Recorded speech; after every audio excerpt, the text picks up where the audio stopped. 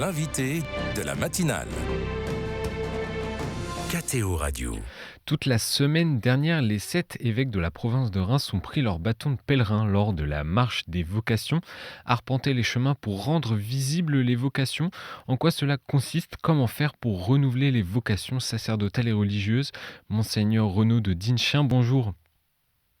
Bonjour Maxence, bonjour chers auditeurs. Merci beaucoup d'être avec nous sur KTO Radio ce matin en direct.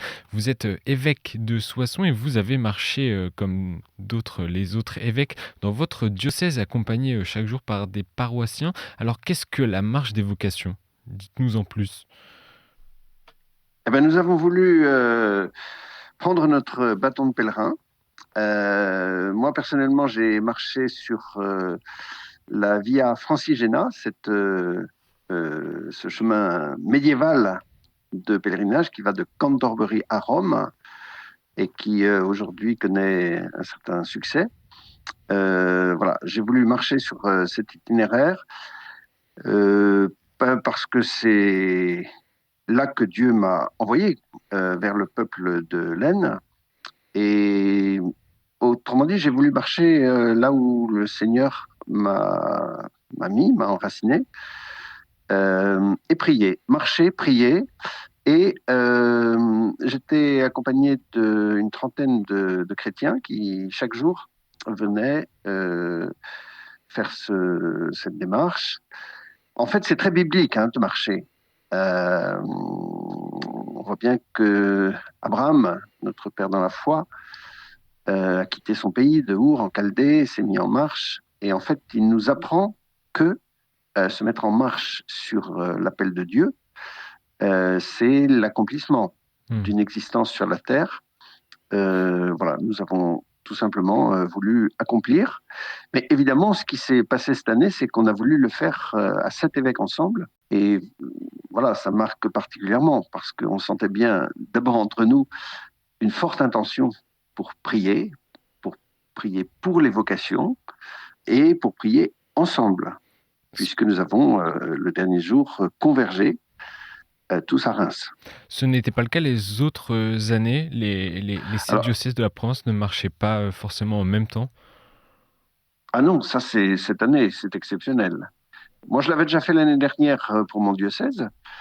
Oui, non, cette année, c'était tout à fait exceptionnel et il faut rendre grâce pour des moments où on vit, je dirais, c'est symbolique, mais ensemble, une même démarche assez intense. Et pourquoi avoir coordonné ces marches cette année?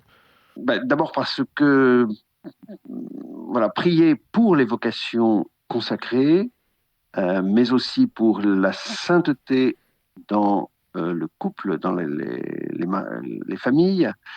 On voit bien dans notre époque de confusion et de perte de sens, on a besoin de poser des actes qui donnent du sens.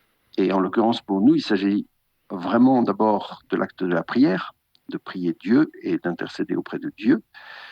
Mais le fait de le faire à 7 ensemble nous permettait aussi de donner une visibilité à cette démarche. Et ça a été le cas. Qu'est-ce que vous pouvez retenir de cette semaine? Alors, le fait d'avoir vu un certain nombre de chrétiens se mobiliser, parce que, à vrai dire, tout ça, ça fait des petits ruisseaux où pas mal de chrétiens se sont mobilisés eux-mêmes pour prier, pour marcher.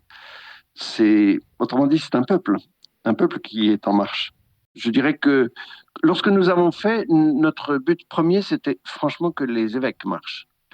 Mais le fait d'avoir vu les chrétiens se mobiliser, et là, nous étions au terme, en arrivant à Reims, avec toutes les délégations, nous étions 450, ce qui était un moment extrêmement chaleureux, extrêmement intense, fervent, très très fervent, du rassemblement de toutes ces délégations à la cathédrale de Reims d'abord, et puis le soir, après toute une journée de prière et d'ateliers de réflexion, une célébration de la Sainte Eucharistie à la basilique Saint-Rémy, un lieu très fort puisque c'est le tombeau de Rémy, l'évêque de Reims, qui a lui-même baptisé Clovis, le premier roi des Francs. Et voilà, donc nous portons aussi notre nation dans la prière. Mmh.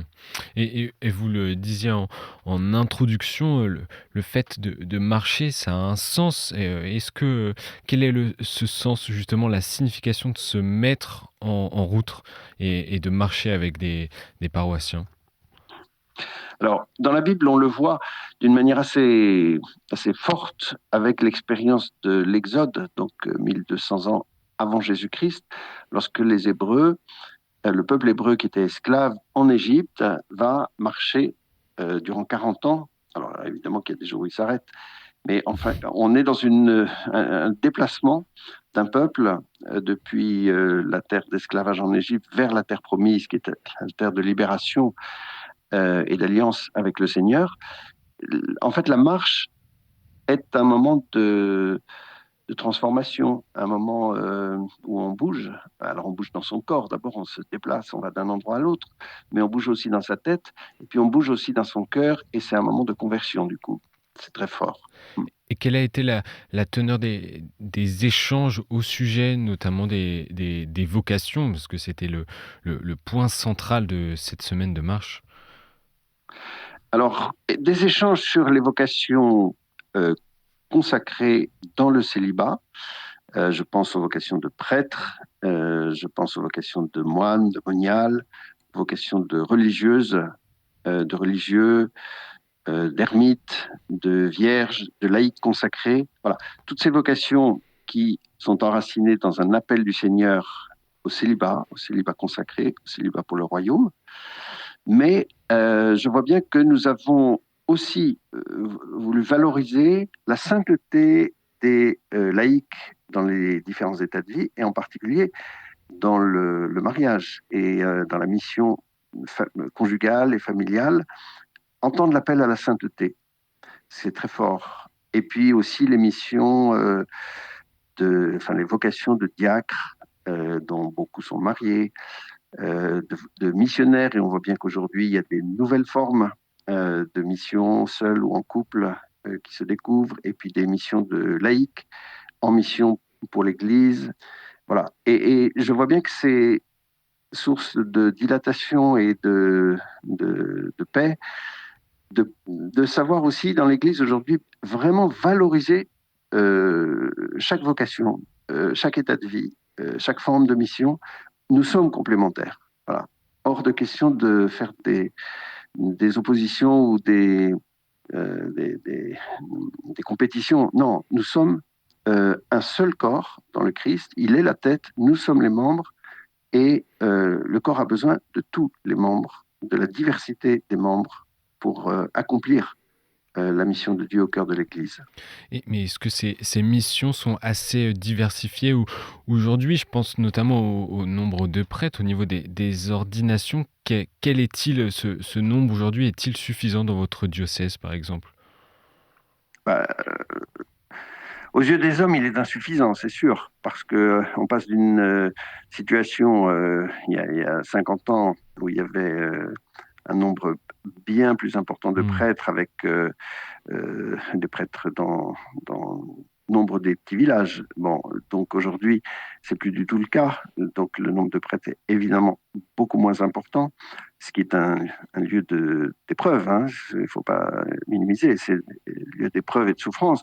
Mais en même temps, nous voyons bien, vous le constatez, que toute la société évolue, que les modes de vie évoluent, et que de toute façon, tous nos villages sont en train de se réinventer un style, et c'est souvent dans la douleur, hein, parce que c'est pas simple. Et donc, dans cette expérience, le manque de prêtres, qui est une douleur, est aussi le lieu de notre épreuve et de notre grâce, c'est-à-dire de cheminer.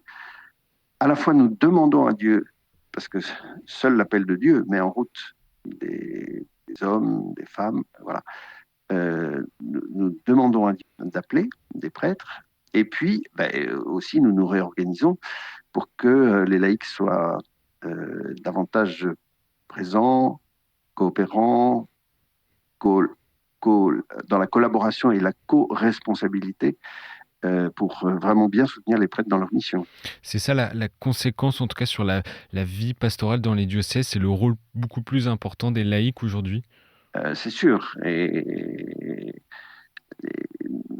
C'est sûr. Mais le défi est tout à fait important parce que de toute façon, la déchristianisation touche voilà, tout-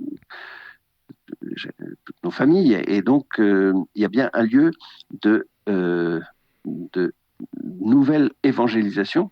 Et c'est toute la dynamique que nous vivons, par exemple, en ce moment, là, en France, avec la démarche Kérigma, pour revenir au cœur de la personne de Jésus-Christ et de en quoi Jésus-Christ est-il mon sauveur et ton sauveur, et en quoi l'amour de Jésus-Christ change-t-il quelque chose. Nous devons absolument réinvestir ce centre de notre expérience en Christ, reconnecter très fortement et profondément avec Jésus-Christ pour trouver la véritable source de la vie de l'Église. Et monseigneur de Dinchin, est-ce qu'il y a aussi un enjeu autour des néophytes, des catéchumènes qui sont baptisés et qui deviennent des néophytes? Y a-t-il un enjeu pour les accompagner? Comment les accompagner justement ces néophytes? Oui, là, vous touchez à un autre point qui est en pleine mutation dans nos expériences paroissiales.